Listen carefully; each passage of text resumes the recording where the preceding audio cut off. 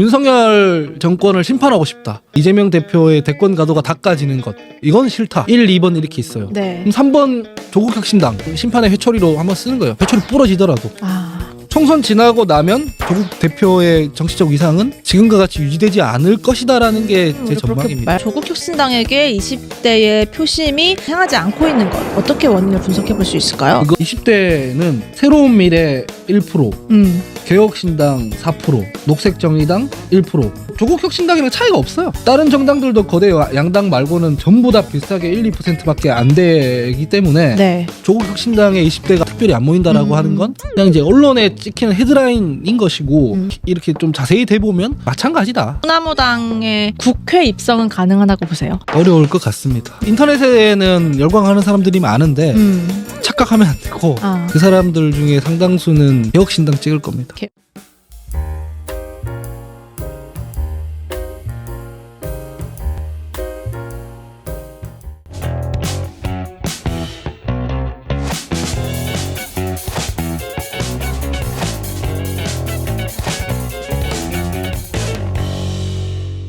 야당에서는 이분의 총선 이후에 입지가 궁금해지네요. 조국혁신당의 조국 대표, 우리가 몇 주 동안 조국혁신당의 놀라운 선전 위주로 이야기를 했는데 큰 암초를 맞은 것 같습니다. 네. 비례대표 1번 박은정 검사 부부의 재산이 1년 만에 41억이 확 오른 게 네. 후보자 재산 공개로 밝혀졌는데, 이게 작년에 검사복을 벗고 변호사로 나온 남편이 수억, 수십억, 수임료를 받아서인 것으로 파악이 된 거예요.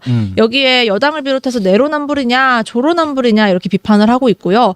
박은정 후보 측은 정관예우가 아니다. 정관예우였으면 한 160억은 받았어야지, 이렇게 해명을 해서 또 좀 기름을 붓고 있는 상황이에요. 어떻게 논란이 좀 더 커질까요? 어떻게 해결될 거라고 보세요? 이제 여론조사 공표 안 되잖아요, 그렇죠? 이제 안 되죠. 그래서 사실 데이터로 파악하기는 되게 어려운데 이제부터는 진짜 감이거든요.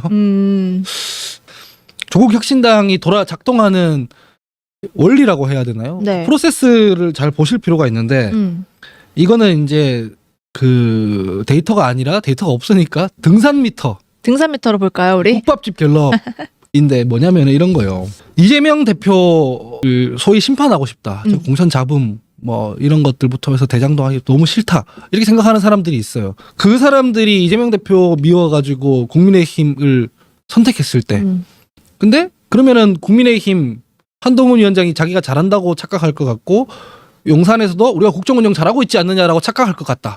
이 시그널을 내 투표로 만들어주는 게 싫다라고 생각하는 유권자층이 하나가 있고, 네. 두 번째는 뒤집어서 윤석열 정권을 심판하고 싶다. 근데 윤석열 정권을 심판하자고 민주당에 표를 주면 민주당에서 봐라, 우리가 더 잘하고 있는 거 아니냐 하면서 이재명 대표의 대권 가도가 닦아지는 것. 이건 싫다. 그건 또 싫고. 1, 2번 이렇게 있어요. 네. 그럼 3번 조국혁신당. 조국혁신당에 내가 표를 주고 지지율이 높아지고 조국 장관이 착각할 것 같다.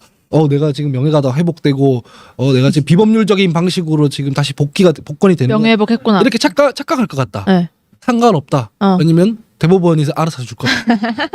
그럴 수 있네. 무슨 말씀인지 아시겠죠? 그러니까 어떻게 범죄 혐의자들인데도 불구하고 저기 지지율이 높아지느냐라고 네. 말씀하시는 분들이 되게 많은데, 그렇기 때문에 높아지는 거예요. 역설적으로 1, 2번 같은 경우에는 이게 실제로는 뭐 이재명 대표는 수사가 진행됐고, 김건희 여사 같은 경우에 수사도 진행이 안 됐지만 어쨌든 그 정당에서 모든 당력을 쏟아서 특정 개인을 방탄한다, 이런 비판들이 있는가 하면 조국 혁신당 같은 경우에는 그게 불가능한 구조인 거예요. 어쨌든 법에 따라서 판단이 되는 것이고 뭐 이런 것이라서 네. 그냥 되게 쾌적하게 그냥 심판의 회초리로 한번 쓰는 거예요. 회초리 부러지더라도. 그렇다는 얘기는 총선 지나고 나면 조국 대표의 정치적 위상은 지금과 같이 유지되지 않을 것이다라는 게 제 전망입니다. 그렇게 말할 수도 있겠네요. 네, 그냥 요 선거 때 불쏘시개로 쓰여지는 것이다라고 봅니다. 조국 대표가 대법원 판결을 앞두고 있고 그동안 이제 여러 조사나 재판을 계속 받아오면서 뭐 어떻게 뭐 가족이 도륙을 당했다 이런 얘기까지 나오고 있는 상황이 처해 있다 보니까 영 내로남불이 작용을 하는 거다. TK에서도 조국 혁신당 지지율이 20%까지 높았다는 그런 조사도 있었거든요. 이게 뭐냐면 그런 거예요. 방금 말한 것처럼 양당이 다 짜증나고 싫고 양당 서로 심판하고 싶은데 방금 말했듯이 심판하면 그대로 반사이익을 얻는 구조 자체가 신물이 나니까 누구에게도 이익이 되지 않는 게 없을까 찾아보면 조국 혁신당이거든요.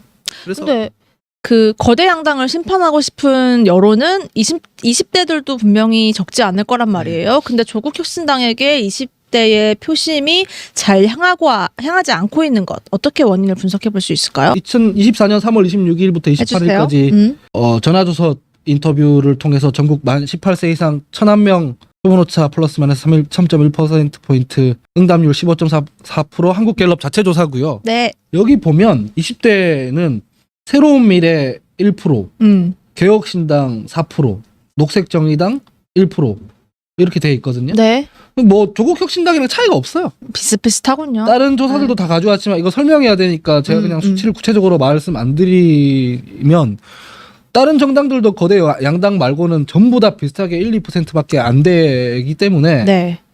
이걸 가지고 조국 혁신당의 20대가 안 모인다, 특별히 안 모인다라고 하는 건 그냥 이제 언론에 찍히는 헤드라인인 것이고 실제로 앵글을 이렇게 좀 자세히 대보면 마찬가지다. 다른 정당들도 다 조국 혁신당뿐만 아니라 지지를 못 받는 상황입니다. 그리고 뭐 20대들도 다른 조사들 보면은 그나마 조국 혁신당에 비례 투표하겠다는 조사들도 좀 있고 이게 인지상으로 보면은 조국 혁신당의 90년대 이하생들은 손이 안 가는 건 맞지만 뭔가 특별하게 해석할 만큼 데이터가 튀는 건 사실 아니다. 아닙니다. 예, 그냥 양당 다 싫고 무당층이 제일 많고 이런 거죠. 그분들은 투표장에 대다수 안 갈 수도 있겠네요. 끝내 20대 투표율이 늘 좀 상대적으로 낮긴 했지만 이번엔 어떨지. 네, 안 갈 수도 네. 있어 보여요. 근데 뭐 모르겠어요. 그분들 요새 20, 30대들이 여론조사라든가 투표로 정치권 조련하는 거에 익숙하기 때문에 가서 뭐 또 절묘한 어떤 또 소신 투표를 해줄 수도 있죠. 네. 요당 얘기 마지막으로 해볼까요? 충격적인 공약들로 관련된 보도까지 늘어나고 있는 소나무당, 그 수장인 송영길 대표의 보석 신청이 기각되는 소식이 지난주에 있었습니다. 한 번만 나와서 직접 총선 유세할 수 있게 해달라라던 송 대표와 가족들 그리고 당 관계자들의 호소가 있었지만 무산됐어요. 그러게요. 그래도 사진은 좀 찍게 해주는 게 좋지 않았나. 사진 한 번만 찍게 해달라 이랬죠. 네, 지금 사실은 좀 얼마나 억울하시겠어요. 뭐 조국 장관도 밖에 있고 뭐 다른 범죄 혐의자들도 다 뭐 호주 갔다가 오는가 하면 뭐 다 그러고 있는데 얼마나 억울하시겠어요. 근데 뭐 어쩔 수 없죠. 법원의 판단이니까. 네, 네. 그건 뭐 어쩔 수 없는데 소나무당의 국회 입성은 가능하다고 보세요? 어려울까요? 실제로 현실적으로? 여론조사에서도 안 걸리지 않나요? 아직 조사가 좀 안 된 걸로 알고 있고 이제 조사가 좀 되는 걸로 알고 있는데 또 이게 공표 금지여가지고 네. 네. 어려울 것 같습니다. 아마 어디 인터넷에는 열광하는 사람들이 많은데 거기에 이 착각하면 안 되고 그 사람들 중에 상당수는 개혁신당 찍을 겁니다. 개혁신당으로 네. 갈 거다. 정작표는 그렇게 갈 가능성이 되게 높습니다. 뚜껑을 열어보면 알게 되겠죠. 근데 관련 공약들이 보도 제목으로까지 이제 나오고 있어가지고 소나무당으로서는 이제 1차적인 목표에 성공한 거 아닌가. 그러니까 근데 세더라고요. 세요. 그 공약이 맞는지 모르겠는데 정치적 생명을 끊는 게 아니라 생물학적 생명을 끊는 게 우리 공약이다. 뭐 무서워요. 예, 사형시키겠다 뭐 이런 얘기를 그러니까요. 하더라고요.